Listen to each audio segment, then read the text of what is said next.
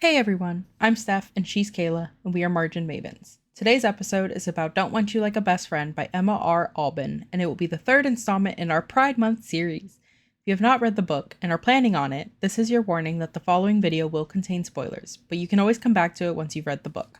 Now, on to the video.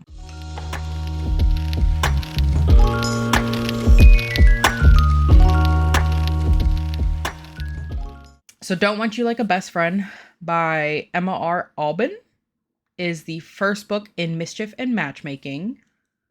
Right off the bat, I think it makes sense that it's the first book because I think it ends in a very obvious, like, hey, something else is coming. But it is a debut novel by the author. It is based in Victorian times.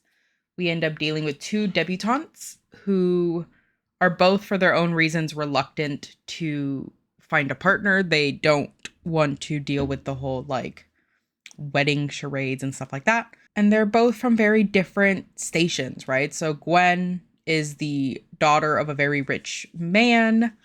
And so she's in it because it's expected of her, but there's not really the pressure of, like, we will not be able to financially exist if you don't find a husband. Whereas Beth, her mom is very much pushing it on her, knowing that that the deceased husband was not nice in the slightest and basically made it to where the women would have no money once he passed. Which is, I think, really crappy for obvious reasons. So first and foremost... Yet not surprising. Yeah, not surprising. You know, just man things. But yeah, was crappy. So how did you feel about the book? I liked it. Mm-hmm. I thought it was okay. I wouldn't reread it. Like, reading it once was enough for me. Yeah. It was cute. It was sapphic. It was gay. It was occasionally funny, amusing. I enjoyed it. I'm glad I read it. Would not read it again. Yeah, I think... So the way that my rating system tends to work, right? Or I've just kind of noticed this myself, and it might change and evolve as I change and evolve. But I give the books like 3 stars if I'm just kind of indifferent to them. If I didn't hate them, but I didn't love them, it tends to be a 3-star. It takes a lot for me to go below a 3-star just because I know I'm too nice, right? So I try not to give the 1 stars, the 2 stars, unless it's something that I was like, oh, I can't forgive this thing or I can't get past this thing. I think Don't Want You Like a Best Friend is incredibly cute. It made me think of the questions of, like, were there a lot of women that were in this position? That must have been a really tough position because with, like, the queer community, right? We're still not 100% accepted in a lot of places. Mm-hmm. But I do think it is easier than it was, right? Women can have their own bank accounts. They can do all these things. So there's a lot of, like, political differences that would make the story a lot easier. I think the drama, the problems in this story were incredibly frustrating because not just from the standpoint of, like, they really shouldn't be in this position that really sucks for them and I feel for them, but also when it comes to, like, Beth's engagement and everything, they're like, man, like, there's nothing else we can do. This is it. And then it took them, like, another 20 pages for them to go, wait, our plan with our parents, like, we didn't work on that. And I'm like, okay, you guys have been hurting for, like, a while. This should have been one of the first things you thought of. I think the scenes where they got incredibly, like, intimate and stuff, like the spicier scenes, I wasn't that interested in them. I don't know. I think this just comes from my standpoint of, like, not being super into historical fiction, that reading those scenes and having them go into, like, obviously immense detail as to, like, how the undressing has to happen. I was just kind of bored. Took you out. Yeah, I was just like, I don't need to know how many, like, skirts they're having to take off right now. But I understand that it comes with the theme of the Victorian romance. Another thing that I liked was the scenes where they're hurt emotionally and stuff like that. Those scenes were really well written. You could really tell how much these girls were hurting, that they didn't really know what to do with this information, that it like they dealt with it in very, I think, realistic ways. However, I mean, it was still realistic, but I didn't like the lashing out at each other kind of Yeah, but it thing. tracks for their Yeah, age. it makes sense. They're, early 20s. Barely, yeah. It's their first serious like relationship and feelings and stuff like that. So I understood it, but being older, I was like, man, the problem isn't each other. Like, don't, you know, Yeah. It hurt each gets other. harder to read books with protagonists that are in their late teens, early 20s, the Yeah. older I get, because it's like, man, like, Talk to each other, that's not man. the you die on. You Yeah. know, the communication would solve a lot. It's hard for me to not go into parent mode or like, you know, older person mode where it's like, we don't have to respond this way. We can respond in a more conducive manner. Yeah. Even like me being a teacher and stuff, I'm like, oh, I'd be sitting them down and be like, yo, Yeah. this isn't what we're doing. I really liked Gwen's dad. I love Gwen's I dad, think, Dashiell. yeah, Dashiell was dashing, Mm, I think he was incredibly fun. I liked the fact that he knew what was expected of his daughter, but he wasn't pushing it on her because he knew like they would be hmm financially fine. Like he was like, listen, if you Right. can find a husband, that's cool. But if not, we'll just like fence and We'll live our figure it lives and out. stuff. Yeah. Yeah. I think the lesbian Housekeeper. housekeepers were Yeah. great. I think they were definitely needed. So good. So Yeah. good. I think they were definitely needed for Gwen to kind of get some answers and stuff there. I think Beth's mom really annoyed me, but from a standpoint of like I understood her. Yeah. I got it.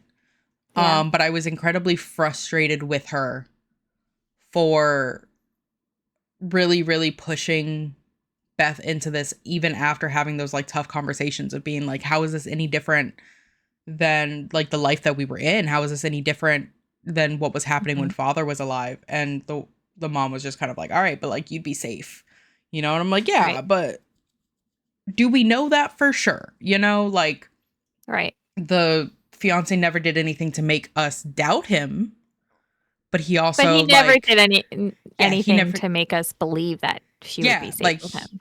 like he made a point of telling her like you never have to worry about that with me, but Did not defend her or her mother in front of his father. yeah, like there were little things that he did that I think showed that he'd be capable of it in terms of protecting them, because when the father like stepped towards the mom, he did stand in the way.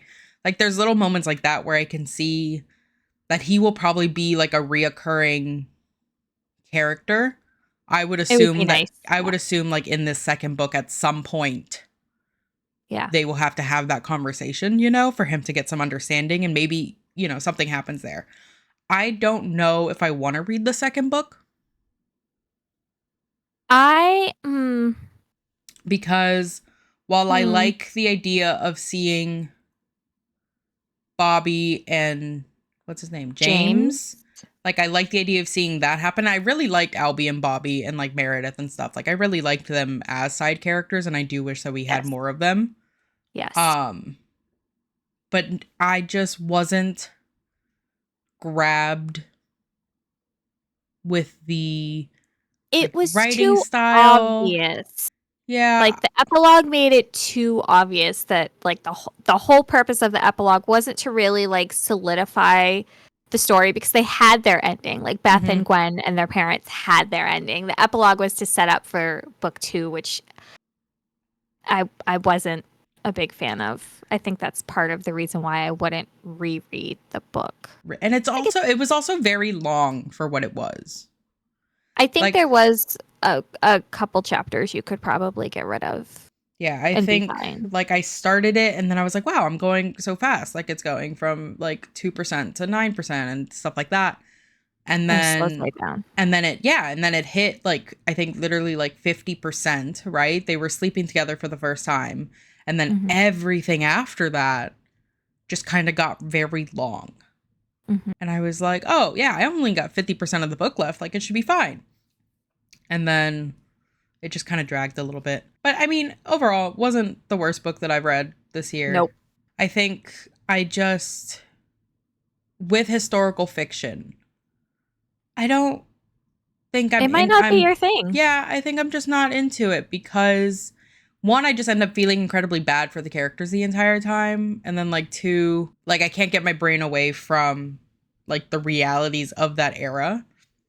Especially if it's an era that I have somewhat knowledge on. I'm like, oh, like this wouldn't be happening this way. And like, and stuff like that. So it's hard for me to get out of my head for it. Whereas with like science fiction, with like fantasy and stuff, I'm like, yeah, whatever goes, goes. Because it's whole new worlds. Whereas like historical fiction is like, history. I find I enjoy historical fiction better when it's got the fantasy and sci-fi elements to it. Like there are a couple great, actually 2 books right off the top of my head by the same author, Mexican Gothic and The Daughter of Dr. Moreau, both by Silvia Moreno Garcia, both of which are in like a historical context.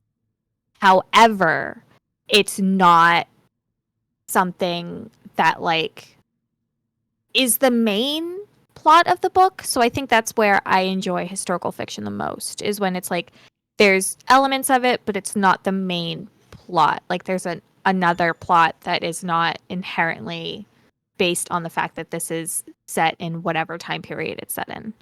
Yeah. But, no complaints. No, it was a good book. Yeah, I don't regret reading it. I would have been interested in it if I hadn't read it. I would have just gotta support all the sapphic. Yeah, I think it's incredibly important that authors are coming out with these gay as hell stories, and so I want to always do my best to support them as I can. But that doesn't stop them from having the same threshold for me to talk about them. Correct. I think if you blindly support a book because it has such and such character kind of thing, it ends up just making it to where like, okay, but then someone reads this book and they're like, wow, this book is not great. Yeah, I think I liked it. I did. I like the characters. Side characters were my favorite part. But it almost feels like we're talking ourselves into liking it. It is what it is. Yeah. Like it wasn't the worst book I read this year, but it's not like the best book I've read this year. It's just okay. Yeah, which is why I gave it 3 stars. I gave it 3.75. Thank you for listening to our 5th episode of Margin Mavens, where we talked about Don't Want You Like a Best Friend by Emma R. Alban. Since it is Pride Month, we have been highlighting more LGBTQIA plus stories. Next up will be A Day of Fallen Night by Samantha Shannon. Stay tuned and stay gay, and if no one has told you this today, you are loved and you matter.